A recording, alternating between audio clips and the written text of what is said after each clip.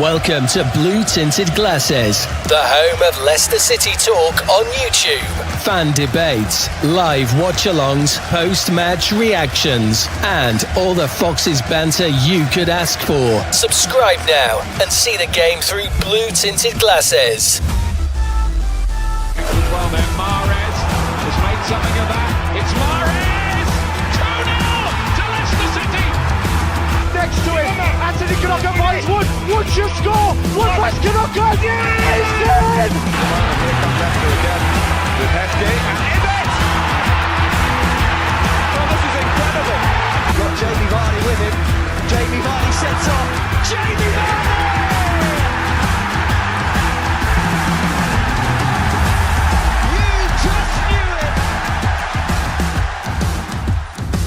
Blue Tinted Glasses, the home of Leicester City talk on YouTube.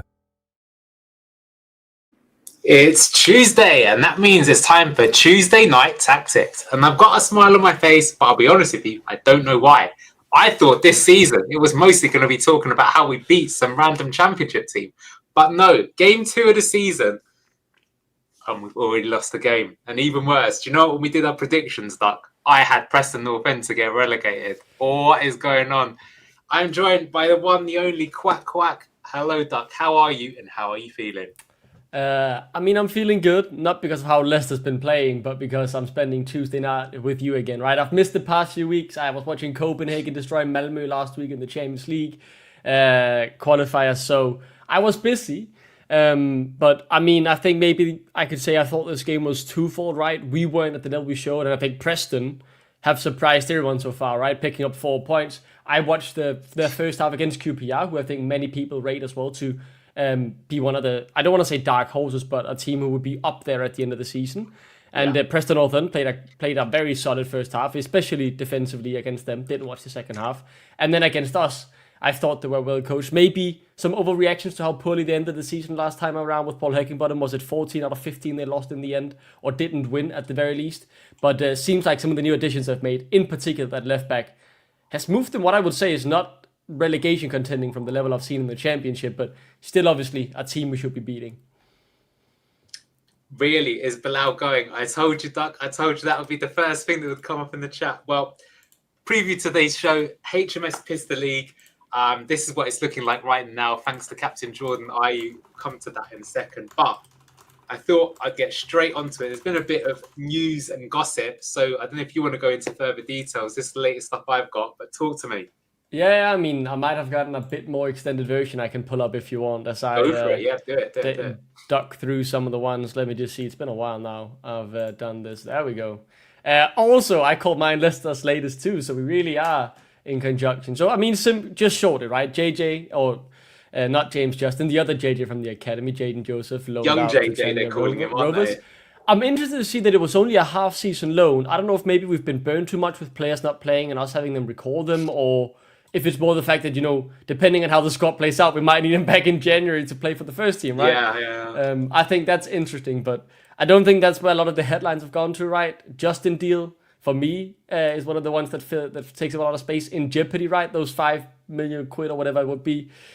Because we wanted to play him and force him to play, we are not sure if he's going to leave anymore, depending on how serious the injury is. And there hasn't been much on it since, except for the fact we're waiting for the results, right? So I don't know how you feel about this quickly. Well, firstly, I would say that Justin was pretty unlucky. He really got fouled quite badly by one of the Preston players. And we're going to talk about their physicality in a moment. So that is unfortunate. It's a difficult one, Duck, isn't it? Because I think we said in the summer that, if the price was right, we'd probably be fairly open to James Justin leaving. But I think Marty Cifuentes does have him as being a key player in the system. And whilst I think he's not had the best performances so far, when I show you some of the analysis, I think the positions he's taking up, he's a lot better suited to those positions, I think, than the other fullbacks in the team. So it's difficult. It is a bit surprising, though, to see that young JJ going out on loan. He looked quite good to me in pre-season, I would say, and someone who I feel could have an impact. I think we're going to probably talk about that in a moment. Well, what do you think about it? I would like to see him go, to be honest. I think it's just because of the fact that we've lost so much these past few years of players going on a free. And to me, if you aren't that key part of the machinery, you need to go on a 1 year deal with 1 year left on your deal if you don't sign a new one, right? And 5 million, I think it's a fair deal for someone who is, could negotiate freely with another club in 5 months' time. So I would take it.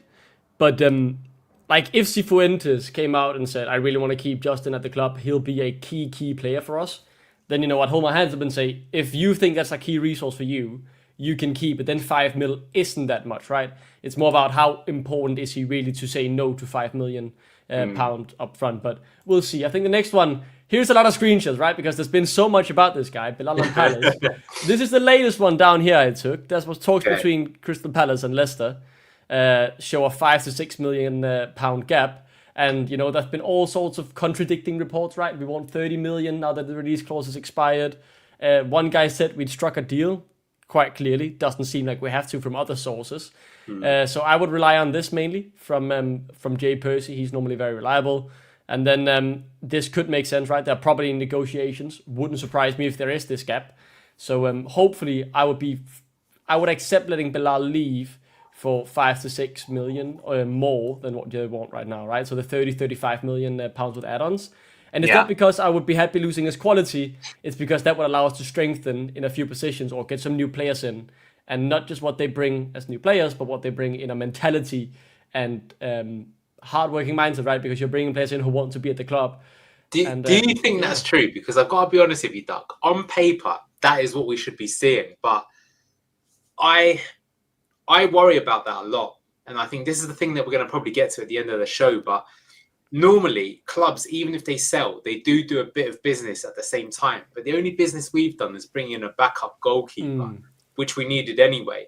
And so I'm not convinced that we will do. This is a great comment from Adrian Sheffield. I think, Adrian, are you me, Adrian? Because I feel quite similar to you do. Because, Anil, lack of communication from a club is part of a bigger strategy, in my opinion. Asset strip, boost income in short term with no purchases to repay Top's loans, then put the club up for sale to save King Power. I think Adrian could be bang on the money because they took a lot of money forwards with the Macquarie Bank that was promised on future Premier League and parachute payments. They're now not spending at all. And I think the thing that's very different to the last couple of times we've got relegated, even sort of like years and years ago, when our lad and some of the people in chat will tell you about the times we got relegated, then we did do business. So listen, like, I hope you're right. And I still think we probably would make a couple of signings. But what I'm saying is like, for example, we were linked to this guy called, João Hego from Benfica. I'm probably butchering the pronunciation, but I looked it up. But if we're only getting a player like that on loan, is a loan player again going to be that desperate? I mean, Buonanotte was good in the early season last year, but towards the end, you can see he wasn't really bothered. So I've gone on a bit of a rant there, but that's sort of how I'm feeling at the moment. I mean, I get where you're coming from, right? I think for me, it's the fact that if we sell, and from what I know and what I predict about our financial situation is, if we sell for these 30 million pounds, and then maybe, if we're lucky, 5 million in add-ons over time, right? Or a sell-on clause, it would allow us to spend a bit. And we would never be able to replace the quality that Bilal has. But if we were able to say, let's get 2-3 players in, right? Maybe one on loan, 2 permanents who are, maybe a destroyer in the midfield, right? Very physical midfielder who could allow the more creative one to shine and not have as many defensive duties. A new striker as well. And then a replacement for Bilal, just the most like it can get, right? Who would obviously be worse in quality. And if they want to be here and will fight for the badge, I would take that deal. But I do see where you're coming from because we haven't spent so far. I believe that's because we are right now actually gonna get that points deduction, right? I do believe that's coming. We've breached in the 2023-2024 season. Can't remember by how much. We don't know that actually by how much. I think we're predicted to breach by 19 million pounds the season before. That was what we got out of, if I recall correctly, from what I've read in those case papers. So it's very in-depth. We don't know the situation. We're a year behind in the public accounts, right? So we don't know how the Premier League year looked. What I've done is estimates. What Swiss Ramble have done is estimates. But I think from what I believe and how I view our financials that if we sell Bilal for this fee, we should be able to invest a slight bit into a few new players of the first 11, depending on how smart you are with your money, right? Yeah, we'll move on, but just quickly get this comment again. I think is fairly. Oh, sorry, you've got more. I'll comment to you. I have a few more. It'll take a few more minutes. It's just a few quick slides. Yeah, no, it's just fine to do it. I mean, Adrian here again, I sort of see what he's saying. He says the players see the club is going to be sold. Van Nistelrooy knew it, Vardy knew it. Would you be motivated? And I think when you look at us play, I think you just said it near the top of the show. Maybe you said it to me off air, which is that you're not really that concerned about the coach or the tactics, even though there are clearly some obvious things wrong that could be fixed. It's more that players, they're not giving it 100%. You could tell, not all of them. And it's kind of understandable to see why. But anyway, please go through the rest of the transfer news. Yeah, so we had Fatawa's latest. I mean, we can touch on this shortly. I don't believe he will go, especially with Bilal leaving, right? I've said when I made the financial estimates, I was positive we would be able to keep one of the two big wonder kids in either Bilal or Fatawu. I would rather keep Fatawu, to be honest, just because I love him so much. I don't think we'll sell him, but there was some on him, right? That there was been a bid for Sunderland. The wings question, the guy we had before here, who I don't think was correct on the Bilal thing, said that Sunderland is discussing with wings. I think we all know Wings is currently probably our best midfielder in the championship, but he's also the one who wants to be here the least, maybe even less than Sumare. So when you left on his deal, I'd say get rid if we could get 8 million, because that mentality is lethal for as well. He clearly is probably one of the best midfielders in the division, but he don't want to be here, and I think it's a big mistake to eat. And I know that if we sell him, Duck, the pain we're already thinking about seeing Oliver Skip and Bouba Samari line up for the rest of the season. Oh, makes me shudder. Lewis Page, man, please be ready, boy. Be ready. Because otherwise it would be a long season. And I think I had one last slide, if I recall correctly. Oh, maybe that was the last one. No, that was actually the last one. So I'll turn this off and we can go back to the actual tactics. I can't wait for the window to be over if it progresses correct, right? If we get a few signings in to help boost the squad morale-wise and depth-wise in the position we need a striker, and for me, a destroyer in the midfield, the Ndidi kind of role, right? Yeah. I would be very pleased, but I'm just tired of all these rumors constantly and conflicting reports, and some guy says 20 mil, the other says 40. People get mad over a number we don't know is official because the club doesn't announce it, but it's just a horror show. I'm so tired of the transfer window. Let's talk. Yeah, but we knew it's going to be like this, and it normally is, and it is what it is. Anyway, let's get on to the match itself, just to make you feel even better. So here you go. First L of the season. I thought it would come a little bit later on. I'm quite disappointed that we did lose this game. 2-1 it finished to Preston. I think that's only fair if you look at the chances created. And yet we had 60% possession compared to their 40, but they had twice as many expected goals as us, roughly around the same shots. And they had a good game plan, which we'll talk about, and they managed to pull it off and execute it very well. And we didn't, which is a bit of a shame. Looking at our lineup, there were a few changes. The big change was Harry Winks coming in for Ollie Skip, but actually otherwise it was pretty much as is. Okoli kept his place despite a fairly poor performance against Sheffield Wednesday. Duck's favourite, Luke Thomas, keeping his position at left back. James, we'll talk about him. James Justin at right back, Stolarczyk in goal. As for Preston, here's how they lined up. They actually played wing backs, and I think the player that caught our eye was Thierry Small. How is he 6.8? He was man of the match. He was absolutely brilliant. Well, it just shows you that sometimes these statistics just are completely wrong. But just what we show you. And Buzz, don't you worry, we will be coming to Vestic. Now, actually, Doc has not seen tonight's analysis, but I'm going to play a little game, and I'm going to play it with you in chat because I think it's going to be quite funny. So with this game, what do you think I'm going to talk about? Because I've got a feeling you can guess every single point I'm going to talk about, and the same with chat. So you saw that match. What did we do wrong, and what did we do right? There was one positive. You can probably guess what that is. There's some negatives. So tell me, Duck, what's the get the cogs turning in the brain? What do you think I'm going to talk to you about tonight? I would say we were too vulnerable in transition. We failed to deal with them too much. I think that was the biggest flaw I saw. We were outmatched physically.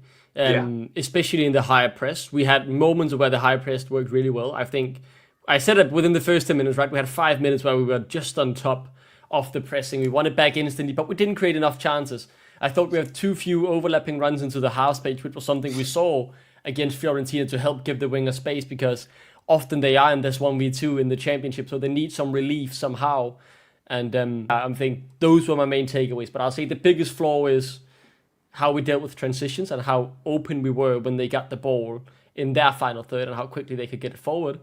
And then I'd say our biggest strength was probably our pressing, but that was for brief periods. Okay, someone said here the positive was skipped in play. Good guess. That's but it actually wasn't true. that. That's actually true. Maybe this will be a new feature and we'll have the nil and duck bingo to see how many got in your card. But let's have a look at what duck got out. So the first thing he said was concern on transition and getting caught out of position. Give that man an A star. Being out-muscled, out-physicality, absolutely. I'm surprised he didn't mention magnificent. I mean, I Monga. was talking tactical, right? I think Monga, you don't need to tactically guide him. He's just so fucking good, man. Unbelievable. Like, I caught myself, to my non-Leicester friends, pulling up the video he posted on Instagram of his highlights, be like, look, is this not an elite wonder kid, man? Look, he's so good. Exactly. I get so happy watching him back, man. He was insane. A lack of pace at the back and not enough support for the wingers, which is what you were talking about with the half spaces. So there you just go. It shows you that we've got a little bit of the hive mind going on, which is pretty fun to sort of say. So let's get straight onto it. Yeah, you noticed it. Transition. Now, we said this in pre-season, and we said that the way that Marty plays, quite often we'll try and do a pressing structure like this. And I remember we played the game that time as well, and I said to you, Duck, where is the problem when you're lined up like this? And you got it right last time, or you get it again. Where is the mistake? Well, not the mistake, but where are you vulnerable in this diagram? Yeah, I mean, it's down at the left back position, right? If you look at our lineup, because they can very quickly just ping that diagonal. And especially when you don't have quick centre backs to cover the pace or cover the plays, it could leave you exposed. And I think we saw that for their first goal, and it wasn't very good. Are you implying, Duck, that if you have a left back of Luke Thomas and a left centre back of Yannick Vestergaard, that if you play a system like this, it might be asking for trouble? Is that what you're implying? Yeah, it is. It's exactly what I'm saying. Well, I quite agree. And to be honest with you, that is... I'll be honest with you, I am quite pissed off with this loss because when we look through it, there are actually some quite nice things that you can see. But, you know, there are bozo moments. But for me, this is something that's just very, very obvious. We literally just called it out there. We called it in pre-season. We said, with Vestergaard, he's going to have to be careful the way that he uses it. Because if you're up against teams that have fast and direct wingers, he is not the player in this sort of system if you're going to play it. Because you're not playing as much control as under Enzo's system. And yeah, this game, you saw very early on, okay, they were wing backs rather than wingers, but they had physical wing backs that were fast and direct, and yet we still played this way. And so here, this is actually in possession. So this isn't even the example I gave you, it being in the throw-in and then doing the long diagonal. This is even worse. So you look at us here, we're fairly well set with our kind of position here, i.e. moving around from a false line to do some defensive work. But it's a very simple, just ball down the line. And look what happens when he plays the ball down the line. So here you've got Luke Thomas. Here you've got one of the wingers. Here you've got a striker, another striker. But if I was to stop this from a freeze frame, you would actually think to yourself, there's actually nothing wrong here, right? Vestergaard's actually just slightly goal side of the defender. Okoli is with him in case something goes wrong. And Thomas is goal side of his winger. But he's caught napping. He doesn't really deal with this. And this is poor, right, to allow a ball like this to go through. And it goes past him and now into the winger. And now you've got three here. Now, already here, you can see this is the big problem with Yannick Vestergaard. And this is why this system, like I say, I just got pissed off, Duck. Because before you go too far, Neil, can just go back one screenshot. Absolutely. And then to this one again. Look at how much space they managed to make up on both Thomas and Vestergaard in a matter of seconds, right? Can you go back to the other one? Like, just flip back and forth. Look at how much ground they make up in seconds on our left back and left centre back. Yeah. Like, if you're on FIFA, that's a combined 50 pace maybe in your left side defense. That can't be allowed because positionally, they're set up to be able to deal with the danger that's coming down there. Yeah, and even worse, with Luke Thomas, he's also got that sort of Ben Chilwell effect where in Brendan Rodgers' seasons, teams targeted Ben Chilwell with the long diagonal because they knew that they could bully him to win the ball. And you'd see things like Adama Traore versus Ben Chilwell that would turn out about as much as well as you would expect. Yeah. That's a very simple thing that, of course, in this moment in time, even though this is panic stations, okay, we're still not completely out of it, right? You've got Okoli coming back. We could at least threaten them with the one-on-one or make them do something. So now someone said it here before, and you've got to say, but, you know, where is the bozo alert? Let me get the music out to play it. I'm sure we've got it here.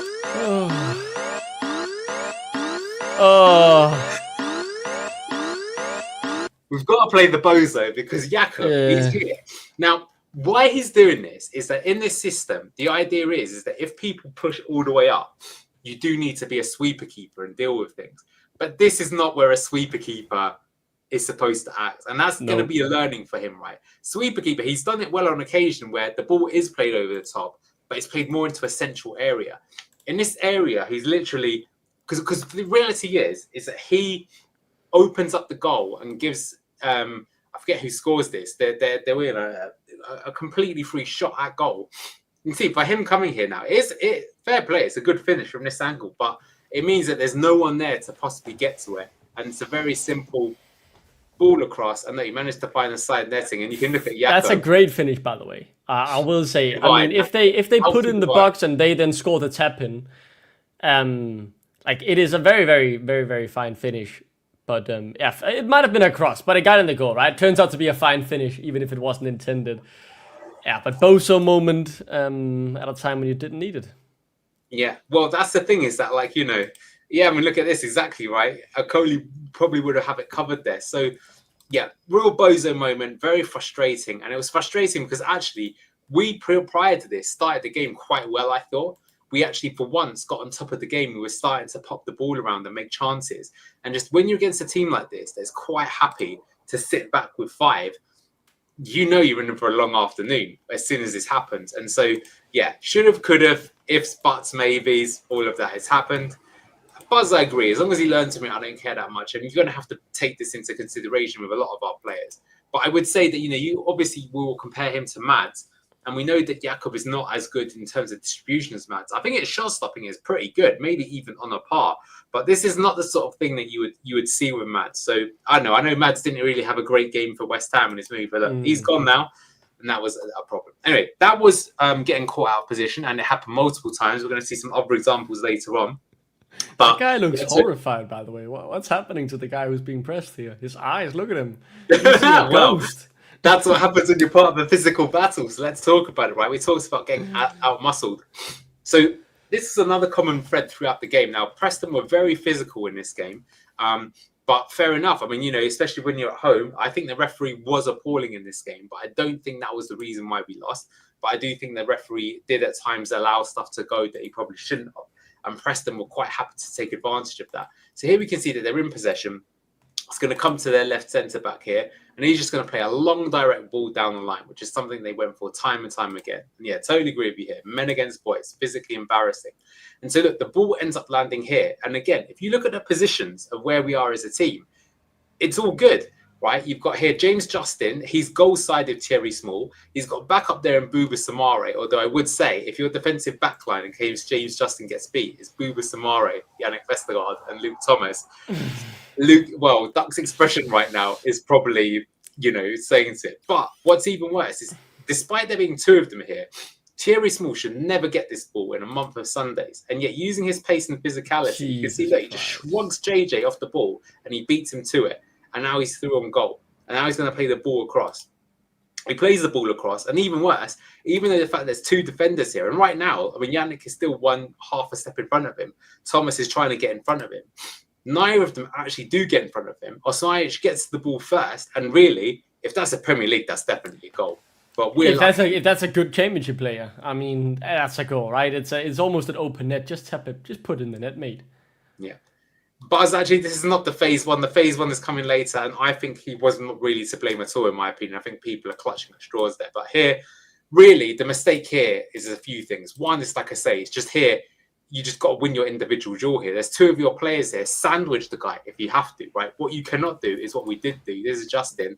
Justin is too weak here. Yeah, Thierry Small is strong. He is physical. But you're a Premier League player, right? Supposedly going to go to the Premier League. So this was a Coley, not Sumare, but he's a bit out there again. He's got to get fast back. But the other problem is the lack of pace. So even if you get beaten 1, you've got to make sure that you get to this ball before one of their strikers. We do 9. If I were to ask you this, Anil, about both of the situation we just saw, right? One that led to the goal, obviously a Bozo moment from Jakob. But these 2 highlights, I think positionally, I don't see much wrong. Maybe the line is a bit too high for the personnel we have.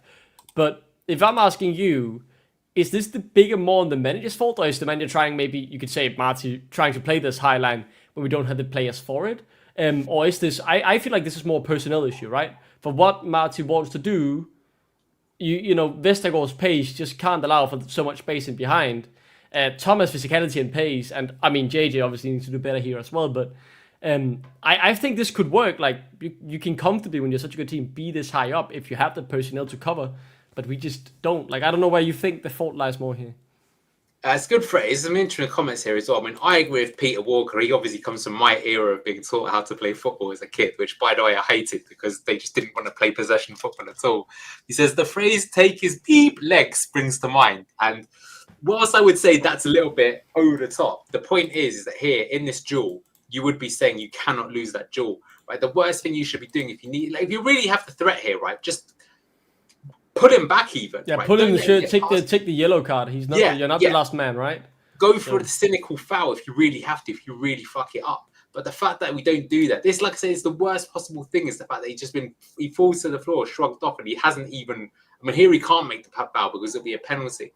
So that's an issue. So what I would be saying, and the thing that annoys me, right, is that this is the sort of thing that I frequently see Luke Thomas do, if I'm being honest, right, and even Christensen to an extent, where I think they do get a bit bullied. But Justin is quite physical, and he's used to the Premier League as well. You've just got to go for the cynical foul. Like, you got to go in for it. And especially when you're not on the yellow this early in the game, this was about 25th minute of the game, you've just got to, this is second half, so maybe a bit later, but you've still got to just take the yellow here. And yeah, it says here, amazing how Sumari seems to avoid much criticism. But to be fair, he's not in this shot. That's actually Okoli.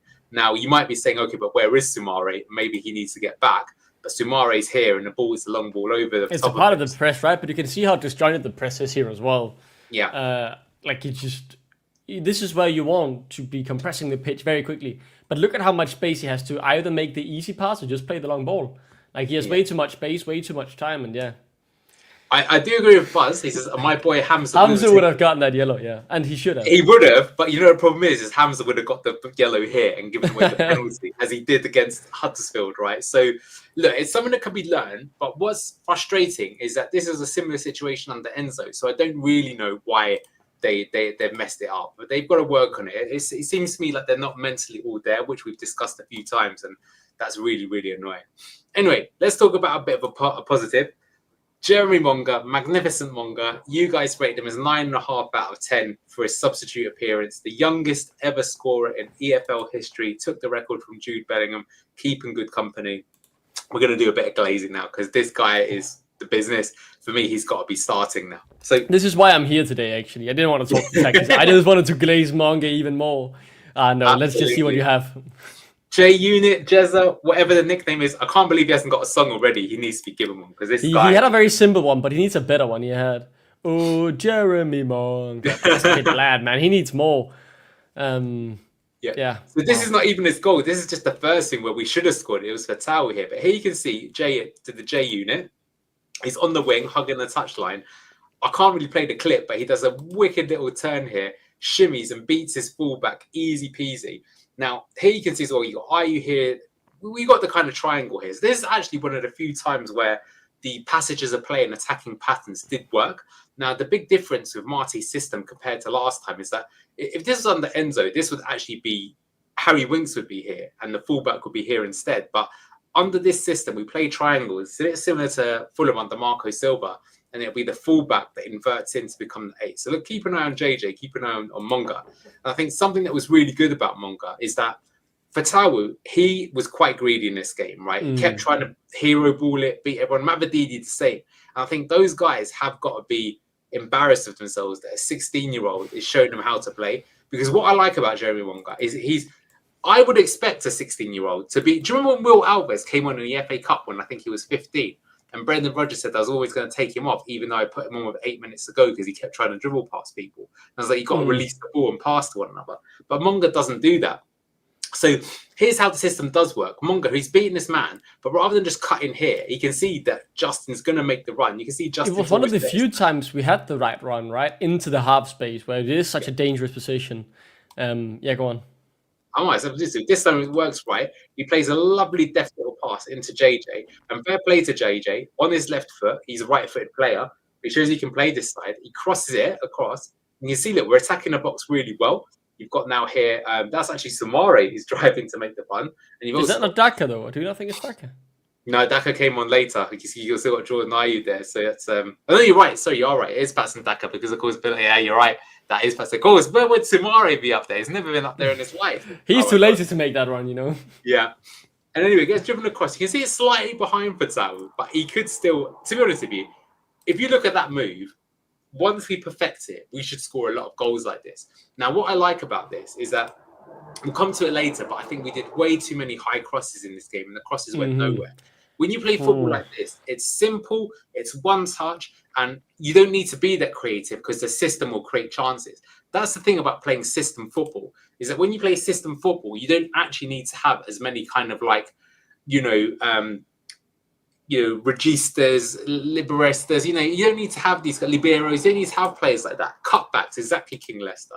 So you play it here, and that is a simple ball. You don't really need to worry about the power. You just have to roll the ball across, and someone should be making the run, getting on it, and score. So I think once we perfect that, we will score a lot of goals this way.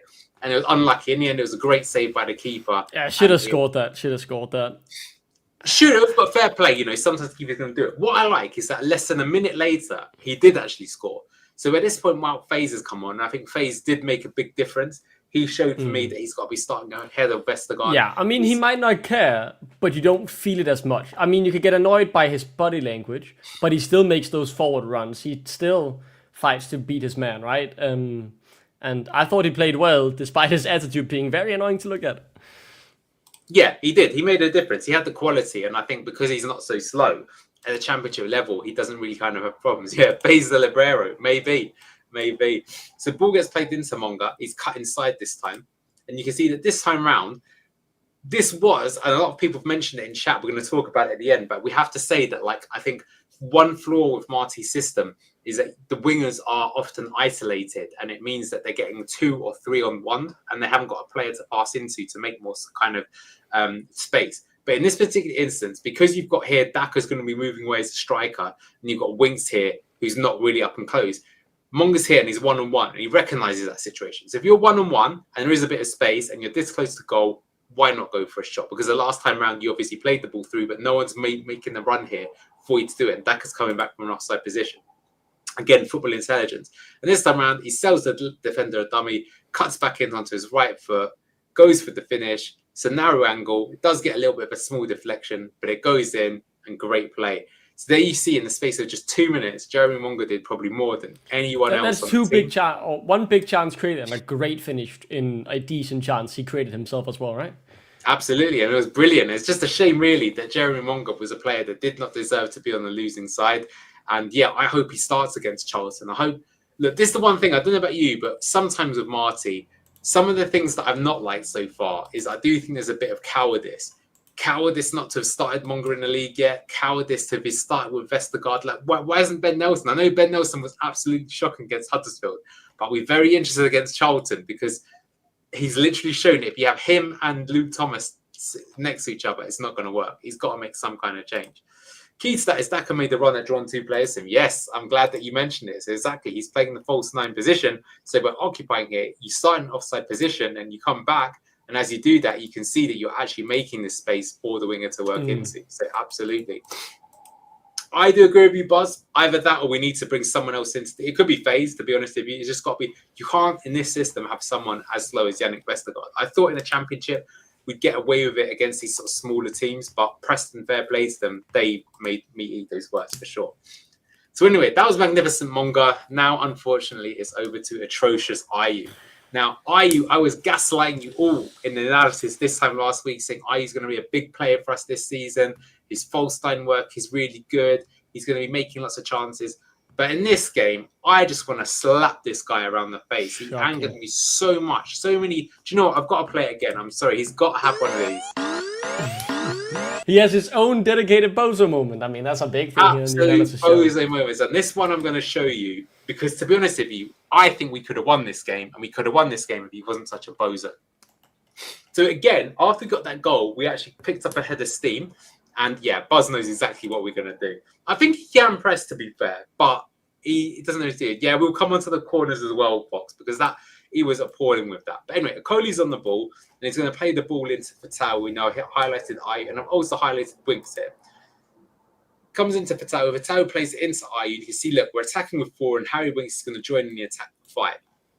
I move the play onto a little bit, and what is he doing? Right? If this was Vardy, despite the fact that he is an absolute icon, not only of the Premier League, but of world football, right? He was not a selfish player. In this position, Vardy, 110% is going to cut that back to Winks for his teammates to be able to score. Even when he was sharing the lineup with Mahrez, even if he's in the England team, he was a team player. He wasn't selfish, right? But Ayew, for some retarded reason, he cuts back in onto his right foot and then tries to shoot. And that's absolutely ridiculous. I mean, look at that. Zero passion. Winks is passionate about the fact he's not getting past the ball here. He couldn't give two shits about the club or the game, but he's infuriated at not getting that ball. And I mean, if you go back one screenshot as well, can we just go back to the first one? I mean, if he really wants to be bold, he could even try and pass to Justin here. That's obviously not the choice to make. You should always pass it to Winks.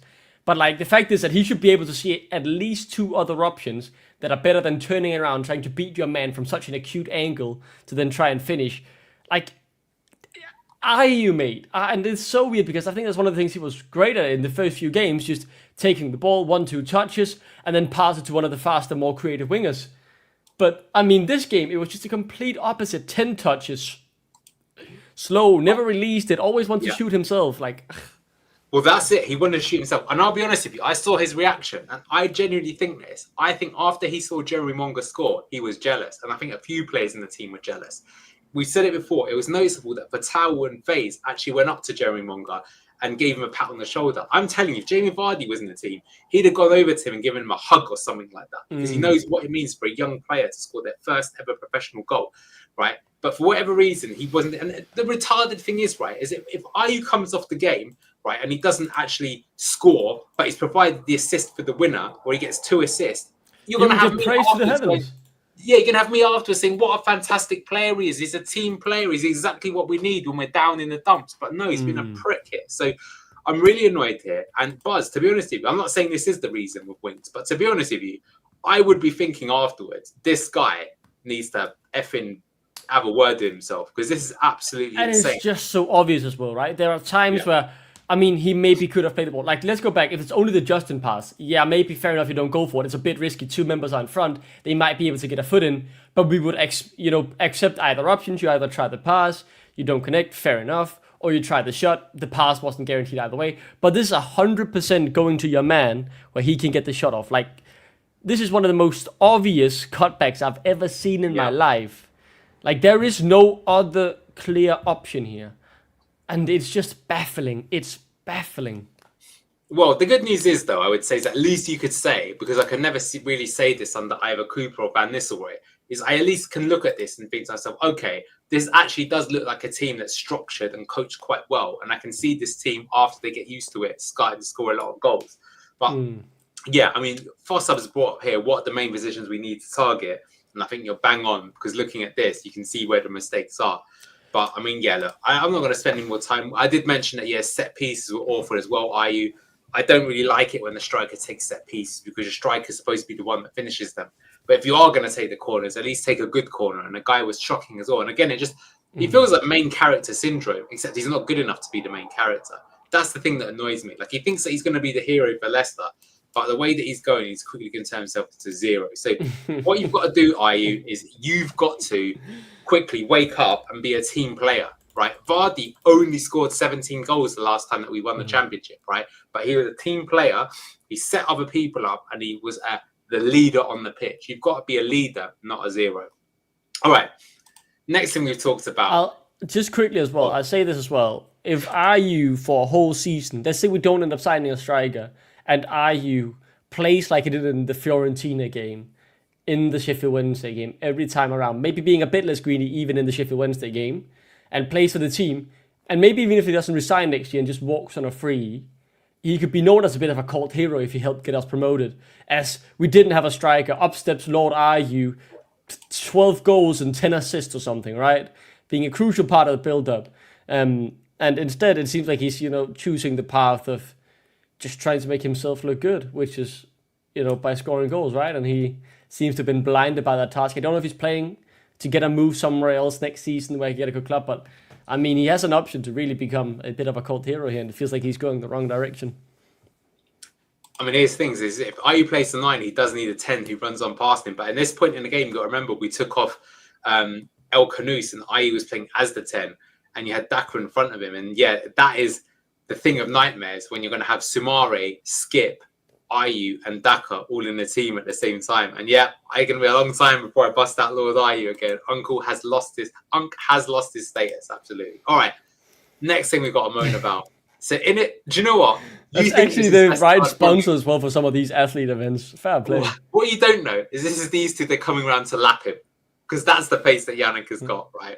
Because in his dreams, he would run this fast. I chatted to ChatGPT, Van Vestergaard in a running race, dead last, but I don't think it really got it. But anyway, his lack of pace in this system is calamitous. And that's one of the reasons why under Enzo Maresca, our attack was so slow, because he knew that you had to watch out for that transition. It's also a reason why ultimately he dropped Callum Doyle. I know he got injured, but he kept Justin. He didn't come back in, yeah. Yeah. So here we go. We got on the attack, and Winks is crowded out. 3 people pressing him. They win the ball back. Fair enough. It's going to happen. A bit unfortunate. These things do happen when you're 3 against 1. The ball gets played up here to their centre forward, centre forward, and you've got Yannick next to him. So he's, again, got plenty of space. Ball now gets played over to one of the wingers. It's Thierry Small. I've got the strikers now made a forward run. Again, Yannick's goal side of him even got a yard on him. Play develops. Striker's going to make a run. Again, you can see Yannick's in front of him. Hams is now on at this point in time. He's going to run back. This is where the controversy goes on the phase, but you would say he's covering this defender. There's 2 people ahead of him. Ball gets played across. And look, in that stance, you can just see, just look at it here. I'm going to start again here. So look at the gap and just look at the distance. Look at the distance. Look at the distance getting closer and closer. And so when it comes to finishing time, he's got ahead. Again, you're going to get sick and tired of hearing this, but stick out your leg. Your legs are longer than his leg's probably longer than my entire height. It's a short ass. Plays it into Osmajic and he tucks it away, and that was for 2-1. Super frustrating. And the joke is we weren't even. At first, I was like, I remember the ball broke here, and I said, "Oh no, we're in trouble." But actually, when we get back to here, we're not even badly getting. From this point on, we should defend this chance every single time. There's no doubt about it. I think maybe some uncertainty from Okoli as well, right? He's not very much used to playing the right back position, so I think he's not sure if he should really commit to the challenge. And I mean, maybe he just knows Soumare better. You know, Soumare will never full commit here for the slide tackle, right? So some miscommunication there. And yeah. King Leicester, I would disagree with you on this one. I don't think the keeper can come out. And I think given the mistake he's made in the first half, I mean, look, if you look at that position, I would be expecting my centre halves to get it. Now, I know what you're saying, but if it's Vestergaard, you shouldn't trust him. But that's why the defense is really, really important. If you have a player that you don't trust, it's why teams start conceding more, because they know that they can't attack because they're worried about what's going to go on the other end. Ethan's calling up here. Lack of awareness to start dropping back sooner as well. There you go. Yeah, if you're on the fastest, you need to be the smartest. So, and yeah, fair play. Where's the pressure on the cross as well? Well, I can tell you why, because you've got who's tracking Thierry Small at this point? It's your favourite Bouba Soumare. I'll say this though. I think Yannick was very smart about staying so far ahead. Now, let me finish this. He's very smart at staying so far ahead that he keeps the defender onside until the ball gets passed and then lets him go. I don't know. He's always enough ahead so that they're never offside when the ball gets played, but he's never still winning the ball when it gets played, right? I mean, it's horrible. It's absolutely shocking to see. I mean, even despite Ben Nelson having a very poor game at Huddersfield, very, very poor first half in particular, grew a bit into it and looked, all right for the past, I think, 30 minutes he was on the pitch, right? But really shocking first half. I'd rather see him and Fast start, man. I think Ben Nelson needs a solid run in the team. We all want him. We all want to back him, and we know he'll fight for us here, right? Even if he does end up making a Boso moment once or twice before he really grows into the role, I'd rather see that than watching what I know has no future here do this week in, week out. I mean, at this point in a time, we're chasing the winner. Again, you just got to just foul the guy if you have to, right? It's so dumb. Just take the yellow. Just take the yellow. Yeah, mate. because here the ball has broken, and you know you're going to be a bit short. You're defending here. You still actually got 5 backs, so we should be able to cover it. But yeah, he got 2 players here. The cross, you're right. The cross should never come in, and this should never get across either. So again, it's just stupid. And I think this is a good point. This is basically the point of the show. What I don't get is why Marty doesn't know his own system to know Vestergaard is too slow. Yes, Ben Nelson is raw, but his passing is developing, and at least he can run. And I totally agree. And that's why the next lineup will be very, very interesting. He's got to drop at minimum one of Yannick or Luke Thomas. I would drop both. I think he'll probably drop Thomas rather than Yannick, but I think he should be dropping Yannick 100%. I think he'll drop that Yannick for Fars and then keep Okoli. And then I'm not sure about Thomas. I think it depends on the JJ injury, right? Because then, who do you have left available for left back? I don't think he dares, by the looks of things, to just start Badia Luko out of nowhere. I don't think he dares to start Woyu out of nowhere. So who could it realistically be? If Justin can play, he'll play him there. But if Justin misses the game, I think he'll play Hamza at left back again. Because at least I'd rather see that. I'd rather see that. Maybe he'll play Casey McAteer, your favourite. But I'd like to see that, though. I still think that's better, right? Because he can make those runs, and he isn't the best technically, but I think he has nothing to do on that right wing, to be honest. Yeah. What's even worse, though, is that happened for 2-1. And you know what? The same thing happened again. Again, why I was so pissed off with this game. So here again, we're now pushing up to see if we can get a draw now out of the game. Preston deal with the ball. And look how simple this is. That head bandage, ball comes into one of their other, I think it's a midfielders. And very simple. And to be fair, they recognise this weakness. You've got to go quick. You've got to go direct. And you've got to gamble on a second ball if necessary. So big, booming, long ball down the middle of the pitch. And again, look at this. Look where the ball's going to bounce. He's ahead of his man. Very good to keep him on side. Just be always make sure they're on side. And then afterwards lose the sprint battle. Wow. I mean, I think you're right, though, to say that with Yannick, he needs to be standing here with his lack of pace. But the problem is, at this point in time, he's already cooked. Osmajic beats him to the ball. Okoli doesn't get back fast enough either. Takes a shot, and luckily, this time around, it does not go in. But that should have been 3-1. Yeah, great save from Stalacic here, right? Yeah. So absolutely embarrassing, really, to see that. And, for Yannick, someone mentioned there above, he's 34 years old. I don't know, man. If I was him, I'd be having a big look in the mirror, because the thing is one thing to say that you haven't got the physicality to play in the Premier League, but this was embarrassing. This is a team that many people have had to go down in the Championship, and he got absolutely cooked by a second-rate Championship striker, which can only imply, Duck, that you're a second-rate defender in the Championship. I mean, I think he should take the move back to Denmark. Take a pay cut, move to a nice Danish city where you'll play some top-flight football. He could still start for one of the better Danish teams because they have so much of the ball that he won't be caught much out, right? If a team gives away 1-2 chances in a game, he can just sit there and dominate 70% of the ball, play those nice passes we know he can, play to his own strength. And yeah, I think he's not doing himself any service right here in terms of staying in the Danish national team squad either, right, for the World Cup coming up, which we all know he wants to go to. I think the smartest move for us and for him would be take €1 million or €2 from whatever Danish club can afford him. He can move back to his home country, play some dominant football because he'll be one of the best defenders there, especially on the ball, and not get caught out because he'll probably play for a dominant team. And, the story can end happy, and we can remember his resurrection in 2023 under Enzo, and then forget every other disaster class he's ever had, and then just move on. We need to move on from the toxic. I don't want to say past because it's still current day we're in it, right? We need to get rid of. I think it just for himself, because I remember Gary Neville saying that once the time when he knew it was time to retire is that for Man United he was playing against Spurs when they had peak Gareth Bale, and Gareth Bale just absolutely rinsed him, and he just knew after the game he's like, I can't play anymore. Like, if I keep playing like this, I'm just going to get embarrassed.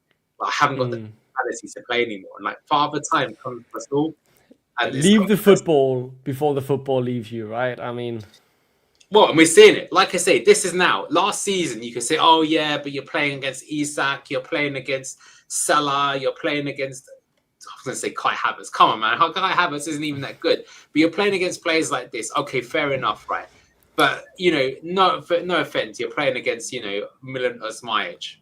Some racist fucker from Preston North End, man. There you go. Well, a lot that happens with some players from that area. Well, anyway, so there you go. That was the Vestergaard. And then finally, the last point I wanted to talk about, you mentioned it a few times. Please tell me it's more Monga. I don't want to be more depressed.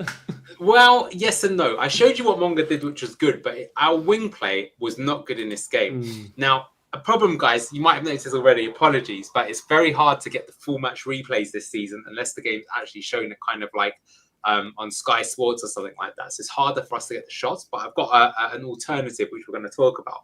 But what we saw in this game, if you cast your mind back, is you would have seen that quite a few times, either Mavididi or Fatawu, they got on the ball and they were being 2 or 3 on 1. And why was that? And that's why the wingers were then rendered fairly ineffective for large periods of time. No Russian sides, unfortunately, for us up. I've been looking as best I can. So if someone can find, or you know how to hit us up, do get in touch. I think in my opinion, Fox's Hub should have them like post game. I think that should be just the standard, right? I know Copenhagen, they have that. Yeah, you're going to need to hook a brother up because in the UK we don't get access. No, but I don't think they have it on Fox's Hub. But I'm saying I think they should have, right? Because in Denmark, even if the games aren't shown on Copenhagen's like FCK TV, right, their own Fox's Hub, you could say, after the game they upload both full halves. So like if I miss a game, I can go back and I can watch it then on FCK TV, and I can watch the first half, the second half, jump around and how much I like. I think they should do that in here as well, and I don't see why they wouldn't be allowed to, but probably just Leicester who don't care. Or probably some rights issue. Who knows? Get in touch, because at the moment, in the past, I could get access to them. At the moment, I can't. So it's providing me some problems. But anyway, we'll deal with it for today. So here we can see, this is actually when the wingers did something good. So at this point, actually, Casey McAteer's come onto the pitch. But here you've actually got a decent sequence, because you've got one of the midfielders forming a triangle here with Casey McAteer. And you've also got a striker here in Daka that's willing to play on the shoulder of the defender. So what happens here? Ball comes into Samare. Samari, then you can see here, release the ball at the right time to unleash McAteer down the wing. McAteer is going to get to it and he's going to dink over the cross. And you can see we're attacking with decent numbers here. You've got Hamza, who's joined up to be the additional man, inverting in to be a box crasher, and you've got Monga on the other wing. Now, in this particular instance, cross is maybe not the best. Preston managed to deal with it. But the idea here is not actually too bad in terms of what we're trying to do here. But what we were seeing, unfortunately, more often, so we're going to show you the tactics. Hey, now comes the tactic board. That's good. Now we're going to talk about it. So what would often happen in this game is something like this, where the ball would come to Patel, and you can see that Preston here were defending with a back 5. And we talked about this last week, actually. This is what Sheffield Wednesday did as well, because what it would mean is that this defender can come across. You can now still have, kind of your coverage here. And essentially, you get a situation like this where Patel has got the ball, but he's being crowded out with 3 people. You'd have Ayu, because he's even not really playing in a box, he'd be drifting more like here. And really the bigger problem with this system is that you'd have the midfielders sort of too far apart. And so therefore you're getting boxed in and there's no one that you could really deal with them. Yes, it is the JLA tactics board. You're going to get your hold of it. It's a good tool. So this is what's doing badly here. And what you'd need instead, I mean, if this was Enzo's system, is that you would have the 8 here. And you'd have a striker here, you'd have another midfielder here, you'd have the winger on the other side. So you've got the options to play across. And you'd even have, in this particular instance, you would have 2 people step in and you'd have a back 3 like this. That would be kind of like the Enzo system. So you've got lots of rotations that you can play through. Now, with this sort of system instead, because you're going to have, basically what we're relying on is we're relying upon Justin here to be more of a sort of player to get involved. So you could see that when this system did work, what happened is Justin would come up here and now Patel could maybe drop the ball here through to Justin to play the ball across. So that's the sort of issue that we're having here with the wingers. So that is something that I think Marty fixed more in the second half because he got better at doing it. But it's something that we're having to get used to. And instead, what would happen too often is that you would just get the wingers. He would tap you on the other side as well. Mavididi was definitely an instance where he had the ball and quite simply, you just had 3 people boxing him in. Ayu here. The defenders would shift along this time round. That would mean that you could still have someone potentially here on Patel. And so, yeah, what you're missing here, in this case as well, the difference is, and I think this is a big problem. So someone there, Fossop mentioned, box-to-box midfielder. You can see even El Canus is not really box-to-box. That is what Kieran Dewsbury-Hall is excellent at. Even Wilfred Ndidi showed that he could box crash pretty decently. Cassidy was a little bit off the pace, but even by the time he left, at least positionally, he did get a few goals by box crashing at the right time. So the problem is that we're allowing this to happen too often, where the winger gets the ball and basically this midfielder is not joining in, or this fullback isn't making the underlapping run fast enough to be able to join the attack. Josh Brownhill, good shout. Let's see if we can get it. But I think we need more, because I think the problem is that we're really seeing this season, Buck, is that even if basically our first team, I think, is not even particularly good enough, right? But once we start going into squad options, oh my God, I am a little bit terrified, to be honest with you. What are your thoughts on this situation? I think my thoughts is, and I say that I genuinely think this is the most important role. Sell El Canoes and get one or two box-to-box proper midfielders, right? I think if you look at what he had at QPR, he had the Varane guy who is very physical and can work as that defensive player. But remember the goal he scored against us, right? When he got into these positions, he also had the qualities to do something with it. And I'll say for me as well, I think one of the things I really saw from him was about how he wanted to compromise one part of the pitch. Like, he would be happy for them to really press that winger, but then we needed to be good enough to very quickly switch play to the other side and make them, and in that ways give small windows of space for the other winger to work. But the problem is we don't switch the play quick enough if that's the choice we want to go with. Like, we're failing on both of the ways we should be able to deal with this. I want more offensive runs into the half space. I want a midfielder who can do that, or wing backs who are comfortable enough doing that, or like fullbacks, right, who'll invert and then take on that role. And I want us to be quicker in our switch up, because I feel like too often when we then make the choice of going back to the centre backs, we fall a bit too much into the Enzo route of sticking on the ball for a bit too long, and then they get to set up, and when we then place with the other wing, they've already prepared, they're already ready to press, and they're already ready to go 3-man again, and we then rinse and repeat switching sides too slowly for us to realistically have a chance of beating their 3-man press on whatever wing we are on. So I think we need some more personnel. It screams of strengthening. That's why after this game I'm so much more open to selling another key asset on the condition it means we can get, at least in my opinion, 2 new players in who can fit Marty's system. And then I think as well, they need more time. They need to adapt. They need to learn to do these runs, and some of the players as well. Some need to adapt. Some need to get the finger out their ass and start working harder because they know what they need to do. They just simply do not care enough to run those extra meters and the extra miles that they need in this system. Exactly. Well, you know what? There's been some absolutely fire comments today throughout the show, so I'll start a few of them. I'm going to bring them up again.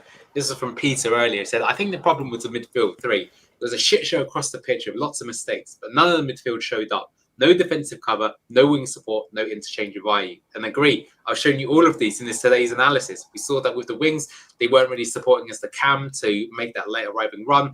Defense, we saw Samari pull out of a challenge to let the cross go across. And yeah, little interchange of value. So that's a big difference. And I think Doug just said it. So that's why we need reinforcements in those areas if we want to play this system. Ethan's put here, need supporting runners that drag players away from opening up space for Monga, or that can get into dangerous decisions themselves.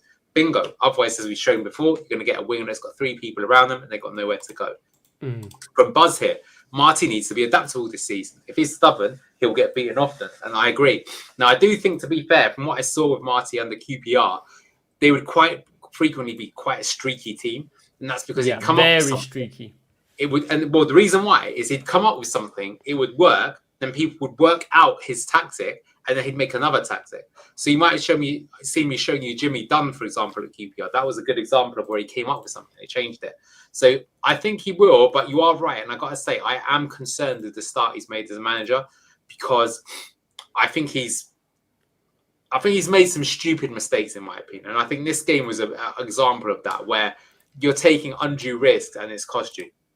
And King Leicester need either a box-to-box that drifts into a half space to support in case they need an outlet pass, or have a mezzala or a half winger as a more attacking supportive role. In my opinion, I think we need both.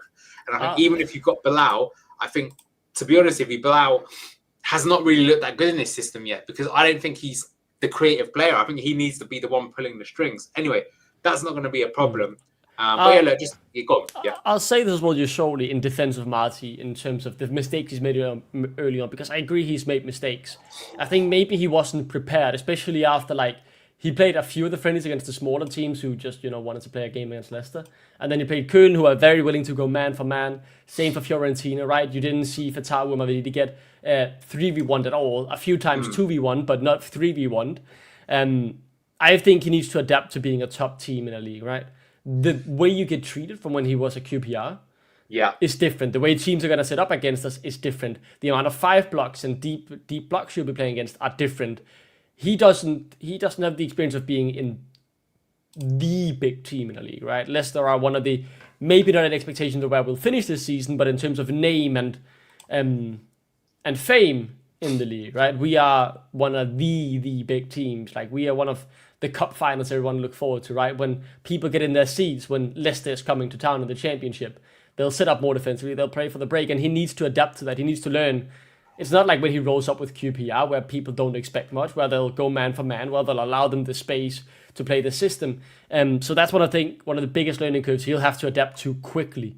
And it's something we saw Enzo struggle with too, right? Maybe people underestimated Enzo a bit in the beginning. We had some scrappy wins, but all of a sudden they started sitting deep as well. And we had games where we really struggled to break that down.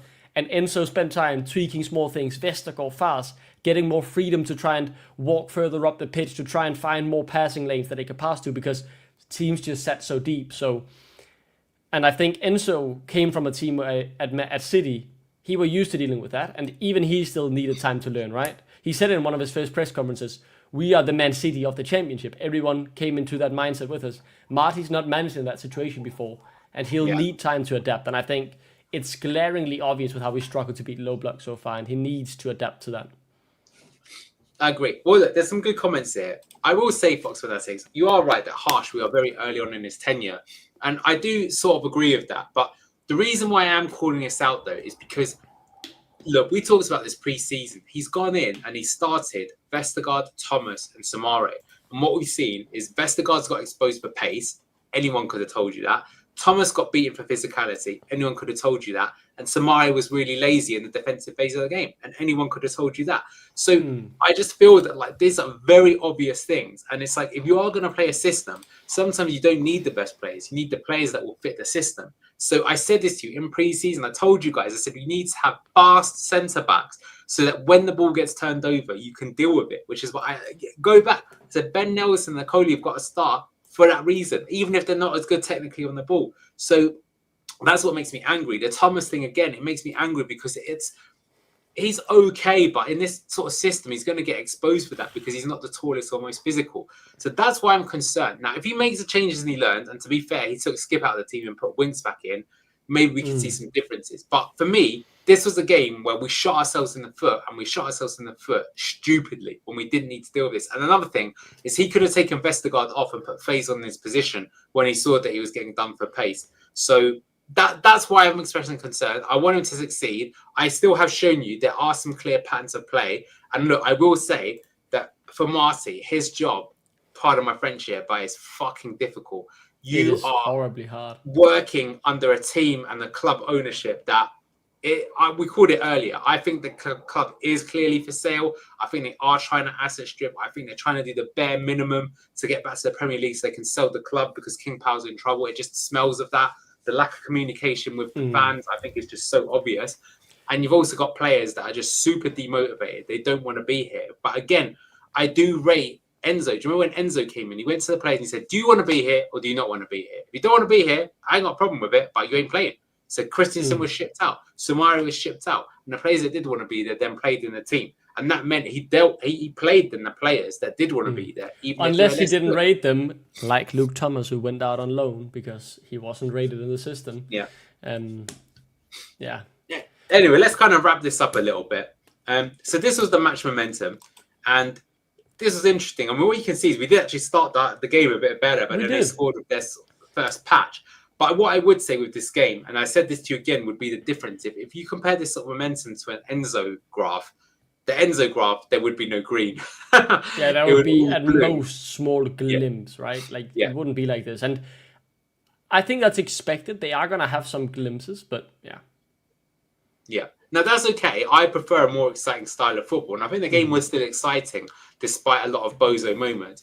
But that's why, I mean, I actually agree with them. We're not actually giving Preston enough credit for making Leicester look crap because they had a game plan. And you could see their game plan was to be physical, was to play it into the wide channels as fast as possible, take the chances, be fast, be direct, and compress the wingers. And they did all that, and they did deserve the win, in my opinion. And I'm not going to say anything else.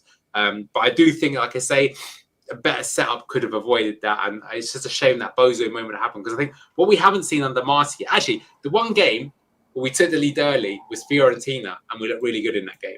But against Köln, they scored early and we looked pretty bad. Against Sheffield Wednesday, okay, we got the comeback win, but we still didn't look that good. Huddersfield, okay, that game we did take the lead, but just too many bozo moments. I'll say, I think I want to see more games where we take an early lead, right? Force them not to sit deep, right? The game becomes this scrappy when we concede an early goal. And I think that's one of the key things. We can't concede these early goals because it would allow the teams to sit deep and just play on the transition where they will be dangerous if we start Yannick Vestergaard and Luke Thomas.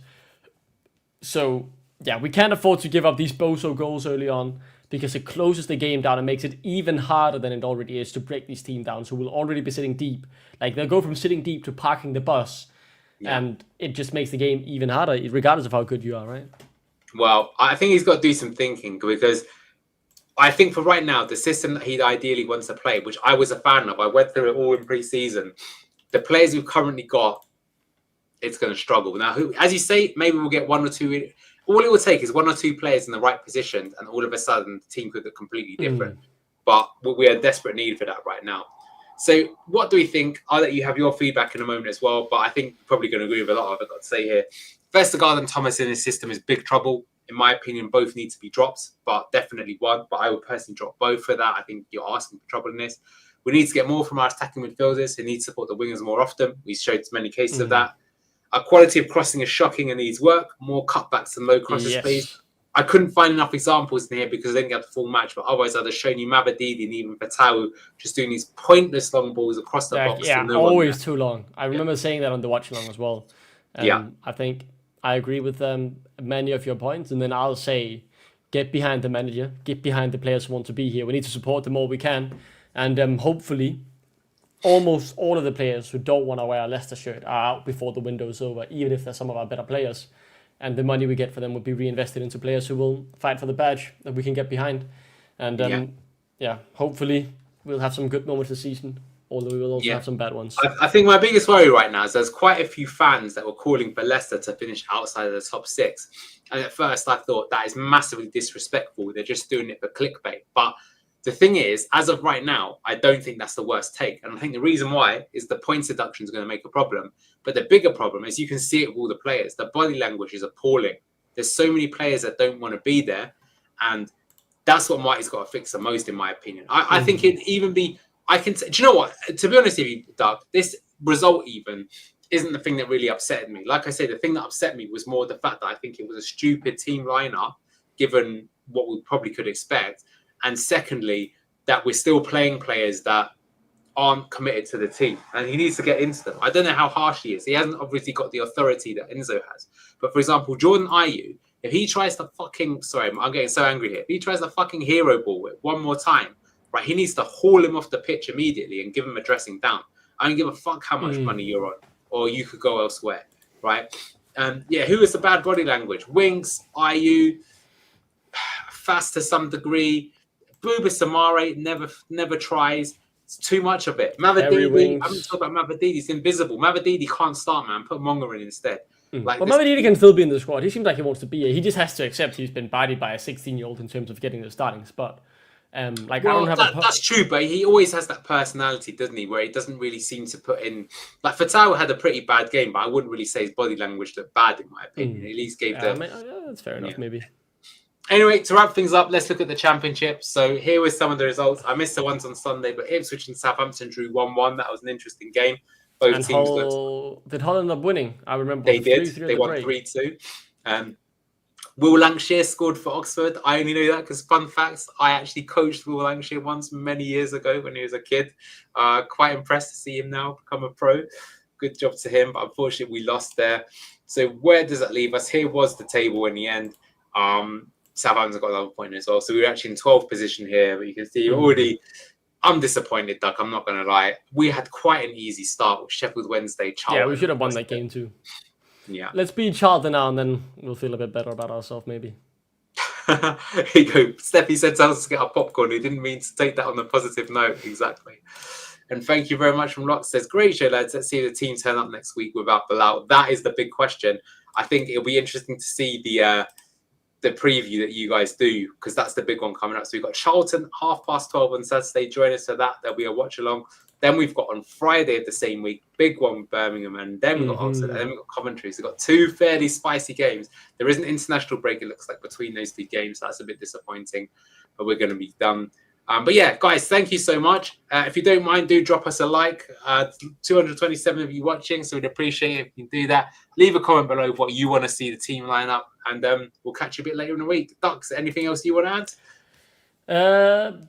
No, I think I saw something on Twitter just quickly about the Fatal thing. I'll send you the link. Maybe you can bring it up. I've sent it in the private chat. From Sasha Tavolieri. Not the most reliable one, but one that could mean, and I think... he is for Belgium, honestly, isn't he, though? Yeah, he's somewhat reliable. I feel like just maybe a few too many tweets. A bit like Fabrizio, right? It's good. Like there is good stuff in here and correct stuff, but sometimes I feel, Adrian-driven, too many tweets about stuff where it's hard to follow, but... Apparently the next years will be key, and he says he's looking forward to tomorrow to see this line up. So I'm not going to lie. If we get, the 30 plus million quid for Bilal, with how much we need reinforcements, I would be happy to see this get done soon. So we have, 10 days to bring in, at least in my opinion, 2 players who will fight for the badge, who will fit into the system Martin needs, and who will help cultivate a positive dressing room atmosphere. So I've gone from we can absolutely not. The speculation is that it's been held up on our end because we're looking for the replacement for Bilal.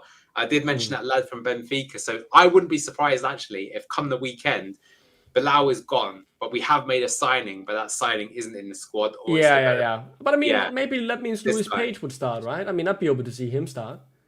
I mean, Lux, come back to this in 10 days, and if we sell Bilal, I promise you, we've signed at least 1 player, be the permanent or loan deal. I can guarantee I think there'll be that. Loans. That's the problem. I think maybe we'll find 1 or 2 either very cheap deals players with 1 year left on their deal, right? Like Moyo, who hopefully can then be good enough for the squad, or a few free agents. I mean, let's be honest, Christian Eriksen is still a free agent, lads. He might not be able to do much running, but he's better than Vestergaard, and he can play some brilliant pass. Obviously, they're not like for like. I'll say one thing though. I'd rather have Ericsson take the corners than Jordan Ayew. And on that bombshell, let's leave it there. Thank you for joining. We'll see you next time. Bye-bye. Massive thank you to today's sponsor, Match Bingo.